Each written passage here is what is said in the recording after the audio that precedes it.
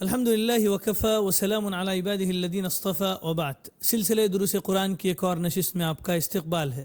اس سے پہلے والی نشست میں ہم نے جانا کہ آیت النور میں کیا معنی بیان کیے گئے ہیں اور اس کے پورے کیا معنی ہیں، اور اللہ کا نور ہونا کیا اس کے مطلب ہے، نور والا ہونا، نور خداوندی کا کیا مطلب ہے، ان تمام کے مطالب ہم نے جانے۔ اس ویڈیو کو پلیئر لسٹ میں جا کر آپ دیکھ سکتے ہیں۔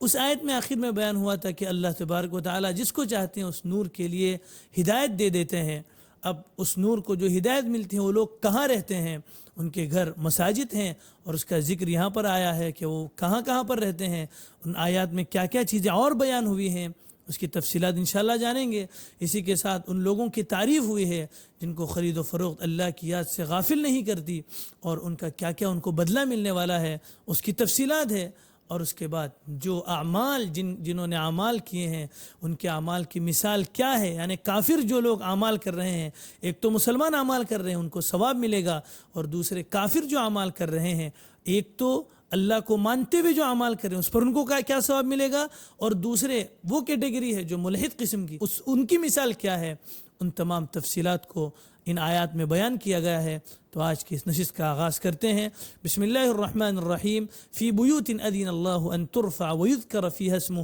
یسبح لہ فیہا بالغدو والآصال۔ وہ لوگ ایسے گھروں میں رہتے ہیں جس میں اللہ نے اجازت دی ہے ان ترفع کہ اس کو بلند کیا جائے، ویذکر فیہا اسمہ اور اس میں وہاں پر اللہ کا نام لیا جائے، یسبح لہ فیہا بالغدو والآصال، وہ اس میں صبح شام اللہ کا ذکر کرتے ہیں۔ یہاں پر جو بیوت کا لفظ آیا ہے اس سے مراد مفسرین نے مساجد لیا ہے، اور اس سے مراد وہ گھر بھی لیے گئے ہیں، وہ مکانات بھی لیے گئے ہیں جو قال اللہ اور قال الرسول کی تعلیم کے لیے، دینی تعلیم کے لیے استعمال ہوتے ہیں، خانقاہیں ہوں، مدارس ہوں، یا پھر اور کوئی دوسری جگہ ہو، یہ بھی ان سے مراد لیا گیا ہے کہ یہاں پر بھی رہنے والے لوگ وہاں پر مراد ہے اس کے بنانے کا بھی، اور اس کو بھی جو آگے آیات میں احکام آ رہے ہیں یہ احکام بھی انہی چیزوں پر، خانقاہوں پر اور مدارس پر بھی لاگو ہوتے ہیں۔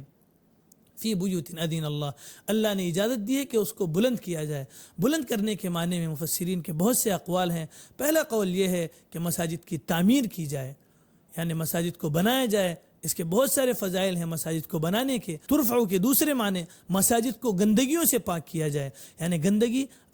جو گندگی ظاہری ہو یا جو ظاہری چیزیں ہوتی ہیں اس کی جو گندگی ہو، مساجد میں کوئی کچرا وغیرہ نہ پھینکا جائے۔ یا اللہ کے نبی صلی اللہ علیہ وسلم کی اس حدیث کو سامنے رکھیے کہ اللہ کے نبی صلی اللہ علیہ وسلم نے ارشاد فرمایا کہ جو کوئی پیاز یا لہسن کھائے تو مسجد میں نہ آئے، یعنی پیاز یا لہسن اگر تم میں سے کوئی کھائے تو اس کو اچھا خوب پکا کر کھائے۔ اور حضرت عمر رضی اللہ عنہ کے بارے میں یہ ہے کہ جب کوئی شخص پیاز یا لہسن کا اگر مسجد میں آتا تو اللہ کے نبی صلی اللہ علیہ وسلم اس کو بقیع کی طرف بھیج دیتے تھے۔ اللہ کے نبی صلی اللہ علیہ وسلم نے فرمایا کہ ایسی چیزیں سے فرشتوں کو گھن ہوتی ہے، لہٰذا پیاز اور لہسن کھا کر مسجد میں جانے سے منائی ہے، لہٰذا مساجد میں جانے کا وقت اگر قریب ہو تو اس وقت کچا پیاز یا کچا لہسن ہمیں نہیں کھانا چاہیے۔ اسی کے ضمن میں وہ لوگ بھی شامل ہوتے ہیں جن کے پٹی وغیرہ لگی ہوئی ہو، یا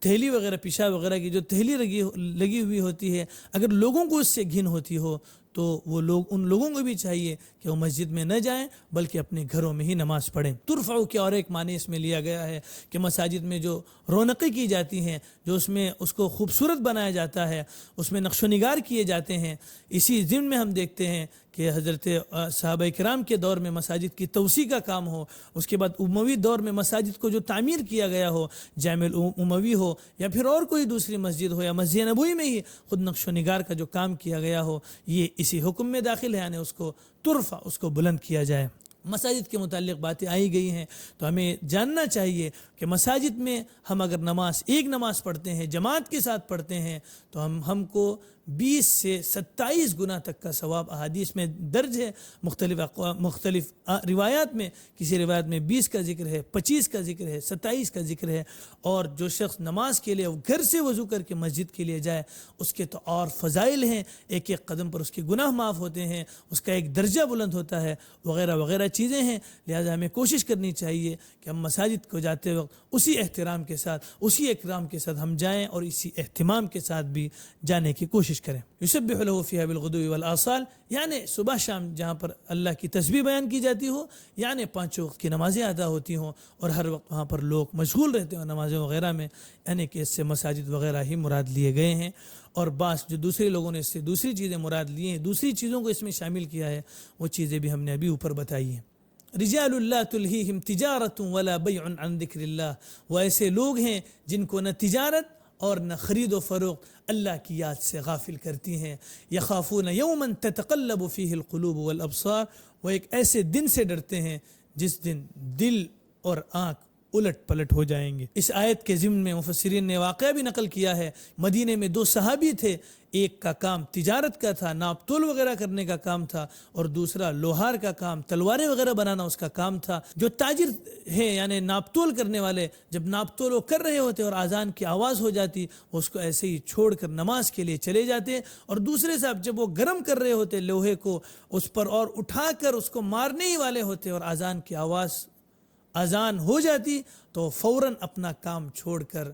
اس کے نماز کے لیے چلے جاتے۔ تو لہٰذا ہم بھی اپنے کام میں رہتے ہیں، لیکن اذان کی آواز جب ہمارے کانوں میں آ جائے، ہمارے کانوں میں پڑ جائے، تو لہٰذا ہمیں اس کی کوشش کرنی چاہیے کہ ہم نماز کے لیے لپکنے والے بنیں، نماز کے لیے جانے والے بنیں۔ حضرت عبداللہ ابن عمر رضی اللہ عنہ ایک مرتبہ بازار سے گزر رہے ہوتے ہیں، اذان ہو جاتی ہے تو کیا دیکھتے ہیں کہ لوگ اپنی دکانوں کو بند کر کے ایسے ہی کھلا چھوڑ کر یا بعض بند کر کے مساجد کی طرف جا رہے ہیں۔ تو حضرت عبداللہ ابن عمر رضی اللہ عنہ فوراً آیت کی تلاوت کرنے لگے، یہ کہ انہی کے سلسلے میں آیت نازل ہوئی ہے، رجال لا تلہیہم تجارت ولا بیع عن ذکر اللہ۔ اس سے اور ایک یہ مسئلہ معلوم ہو گیا کہ مساجد میں جو نماز پڑھتے ہیں، مسجدوں میں جو نماز پڑھنا ضروری ہے اور جن کو افضلیت ہے وہ مردوں کے لیے ہے۔ اللہ کے نبی صلی اللہ علیہ وسلم نے عورتوں کے لیے فرمایا قعر بیوتہن، کہ وہ اپنے گھروں میں نماز پڑھیں، یہ ان کے لیے زیادہ بہتر ہے۔ لیجزیہم اللہ احسن ما عملوا ویزیدہم من فضلہ، انجام یہ ہوگا کہ ان کو ان کے کیے کا اچھا بدلہ ملے گا،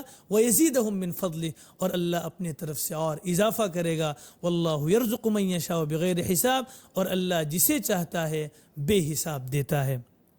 اس آیت کے سامنے آنے کے بعد ہمیں بھی اپنے اعمال پر غور کرنا چاہیے کہ ہم نے کتنے ایسے اعمال کیے جو ہم نے ثواب کی امید میں کیے، اور ثواب کی امید میں اگر کیا جائے، اللہ کے ارشاد فرما رہے دیکھیے کہ اس کا اچھا، اس سے اچھا ہم دیں گے جو انہوں نے عمل کیا، اور اللہ تبارک و تعالیٰ اپنے فضل سے اور زیادہ کریں گے، اور اللہ جسے چاہتا ہے بے حساب دیتا ہے۔ اللہ تبارک و تعالیٰ کی طرف سے دینے کی کمی نہیں ہے، ہماری طرف سے لینے میں کمی ہے۔ لہٰذا ہمیں کوشش کرنی چاہیے کہ ہم اعمال کی طرف سبقت لینے والے بنیں، اور اللہ نے جو انعام و اکرام دیا ہے اس کو حاصل کرنے والے بنیں۔ اب ان کی مثال ہے جو کفر کر رہے ہیں، پہلے نمبر پر ان کی مثال آ رہی، اب جو آگے مثال آ رہی ہے اس کی مثال ہے جو اللہ کو مانتے ہوئے عبادت کر رہے ہیں، لیکن اس کی مثال کیا ہے؟ آئیے سنتے ہیں قرآن کی زبانی۔ والذین کفروا اعمالہم، اور جن لوگوں نے کفر کیا ان کے اعمال کسراب بقیعہ، ایک چٹیل میدان میں سراب کی طرح ہے، یحسبہ الظمآن ماء، جسے پیاسا پانی سمجھتا ہے،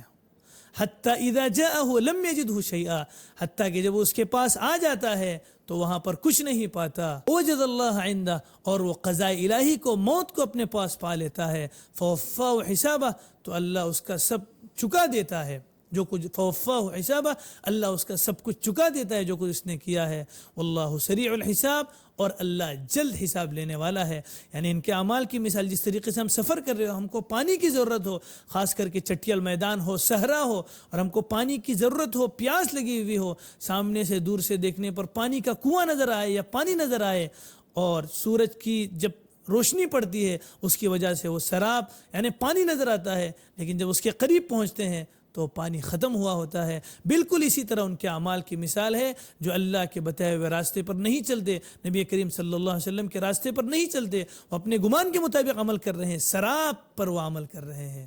جب انتقال ہو جائے گا تمام چیزیں ان کی آنکھوں کے سامنے کھل جائیں گی۔ دوسری مثال ان لوگوں کی ہے جو ملحد ہیں، اللہ کو مانتے ہی نہیں ہیں، او کظلمات فی بحر اللجین، یا ان کے اعمال کی مثال ایسی ہے جیسے بڑے گہرے سمندر کے اندرونی تاریکی کے اندر وہ ہوں، فی بحر اللجین یعنی گہرا سمندر ہے اور اس میں تاریکی ہے، یغشاہ موج، ایک بڑی موج نے اس کو ڈھانپ لیا ہے، من فوقہ موج، اس کے اوپر ایک اور موج ہے، من فوقہ سحاب، اس کے اوپر بادل ہے، ظلمات بعضها فوق بعض، ایک کے اوپر ایک تاریکی ہے، ومن لم یجعل اللہ له نورا فما له من نور، جس کو اللہ نور ہدایت نہیں دیتا اس کے لیے کہیں سے کوئی نور نہیں مل سکتا۔ یہ ان کے اعمال کی مثال تھی، وہ ایک تو اللہ کو نہیں مان رہے ہیں، تو اللہ کو نہیں ماننا تاریکی ہے، اور اس کے بعد جو ان کے خیالات ہیں وہ ایک گہرے سمندر، تاریک سمندر کی ہے، جس کے اوپر ایک موج ہے، اس کے اوپر ایک اور موج ہے، یعنی قفل پڑے ہوئے ہیں، سمجھ ہی نہیں سکتے ہو، اور اس کے اوپر کیا ہے؟ ایک بادل ہے، ظلمات بعضها فوق بعض، ایک کے اوپر ایک تاریکی ہے، ایک کے اوپر ایک غلط خیالات ہیں، جس سے ان کو کچھ سمجھ میں نہیں آ رہا ہے، جسے اللہ نور ہدایت کے لیے رہنمائی نہیں کرتا، اس کے لیے کوئی نور نہیں ہے۔ لہٰذا ہم اللہ سے دعا کریں کہ اللہ تبارک و تعالیٰ نے ہمیں جس نور ہدایت پر قائم رکھا ہے، جس نور ہدایت کے ساتھ ہمیں پیدا کیا، اور اس کے بعد جس پر ہم ابھی چل رہے ہیں، اس پر ہمیں آخر تک چلائے، اور جو اس نور ہدایت کی تلاش میں ہے، اللہ تبارک و تعالیٰ ان تمام لوگوں کو اس نور ہدایت کی طرف رہنمائی کر دیں۔ بس سورۃ النور کا سورۃ النور کی انہی آیات میں یہی پیغام تھا۔ ملتے ہیں انشاءاللہ اگلی نشست میں، والسلام علیکم ورحمۃ اللہ وبرکاتہ۔